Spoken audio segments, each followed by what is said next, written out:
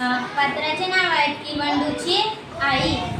सर्वांना माझे नमस्कार. माझे नाव धनश्री भास्कर विद्या आहे. माझी पात्र आहे की बंडूची बायको.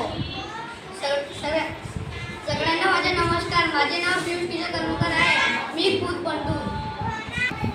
बावची गावाचा बंडू खूप शांत व खूप कष्टाळू. आपण भलं आणि आपला काम भलं असा त्याचा स्वभाव असायचा. त्याच्या स्वभावाची गावात खूप चर्चा असायची आणि इकडं तिकडं फिरतात तो शेतात जायचा आणि संध्याकाळी घरी परत यायचा आणि आपल्या मुलीशी खेळायचा. अरे हिच्या जरा लांबच झाली.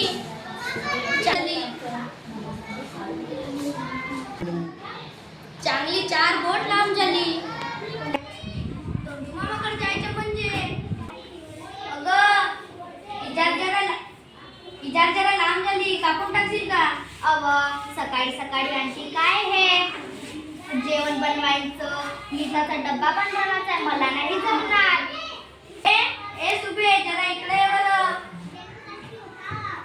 नाही सुबे, इजार 4 बोट कापून टाकशील का? नाही दादा, मला नाही जमणार. पडणार, कॉलेजची वेळ होत आहे आता. आई इकडे ये बरं. इजार जरा 4 बोट कापून टाकशील का? हे तिकडे तुझी इजा हिंद वैरण कापून माझ्या हाताचं तुकडं पडणार. आईने इजार एका कोनेट्यात टेकली आणि बंडू शेताकडे हिरमुसून गेला. सकाळची 4 बोट कापायला पाहिजे होती. बंडूची बायको इजाराचे पाय कापते आणि डुमडुम टाकायला घालते.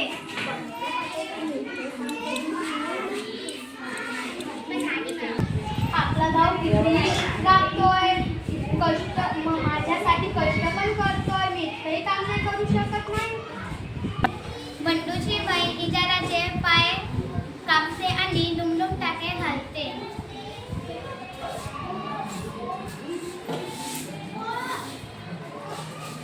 बस हे कसले पोरावर पोरगा राबतो पोरगा.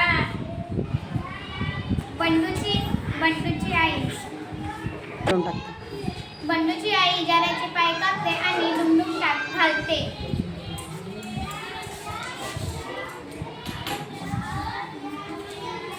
काम आपणच केलेलं बरं.